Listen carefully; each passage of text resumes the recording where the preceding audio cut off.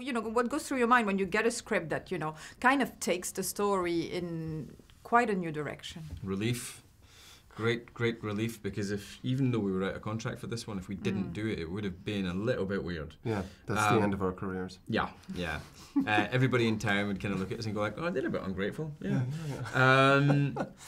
So relief first and foremost. Thank you, Simon. You wrote a good one. Get to do something interesting, and I was excited when I read this one because it was doing different things. It was doing new things. It had 2 females in the lead role. It had an antagonist who was also your protagonist, and she was female. It was really investing in the Dark Phoenix character, making that the whole focal point of the story, which hadn't been done in the other movie that featured Dark Phoenix, where it was used more as a device. And I think you were seeing us two in much different and new ways, you know.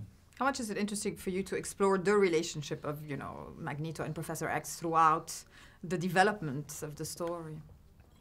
It's always been a relationship that fascinated me from the beginning, because it's like they battle one another, they go to war against one another, but Charles is probably Eric's only friend. Yeah, exactly. You know? They're like brothers in a way. Because the rest of the mutants on his side, they're soldiers, and he's kind of a general, so he never really has an equal footing with them, or can't sit down and, you know, just sort of chew the fat with them. It'll always be in that sort of hierarchical, what's the word? Platform.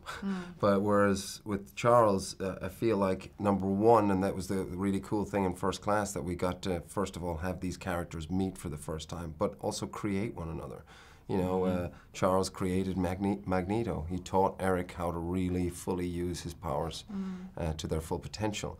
And Eric put Charles in a wheelchair and forced him into another outlook in life, and so that's already was a really cool thing to sort of have the birth of that, and then to see how at the end of the day, if each of the characters hits their lowest ebb, the other character will be there for them. You know, even if everyone else sort of walks away and abandons them, they'll be there for one another. I think there's a weird thing that Charles probably does, where, not that we've ever seen this in the movies, but I think he probably knows exactly who he is, partly because he gets to look at who Eric is and go, I'm not that.